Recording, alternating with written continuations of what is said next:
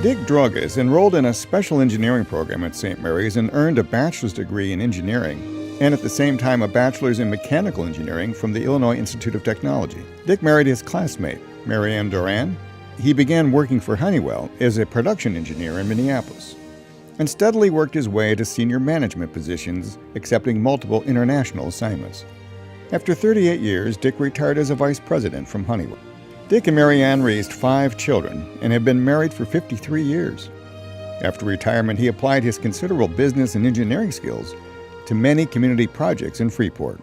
Among other things, he's got an engineering degree, and I'm sure he's very skilled as an engineer, but his real skills, it turns out, were in leadership. Dick was one of the first people to start a visioning exercise for the city of Freeport.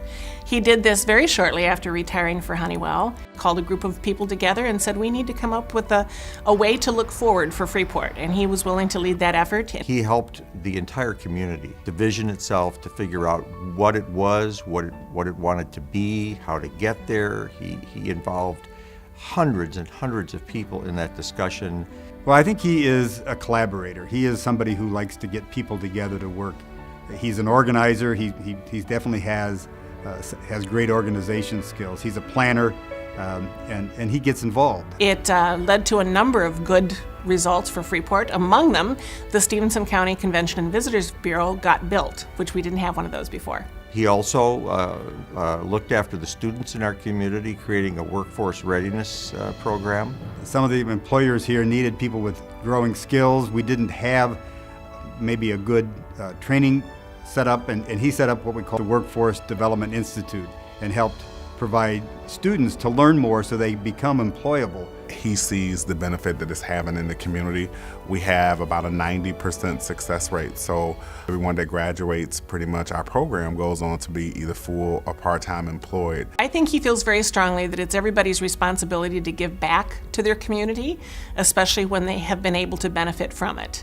And he has demonstrated that in everything that he does. He is not asking for recognition. He is not asking for anything other than just the ability to say that he gave back and that something got accomplished as a result. An interesting question, what drives Dick Drogosz, and I used to think about that and wonder that, because I thought, why is he doing this?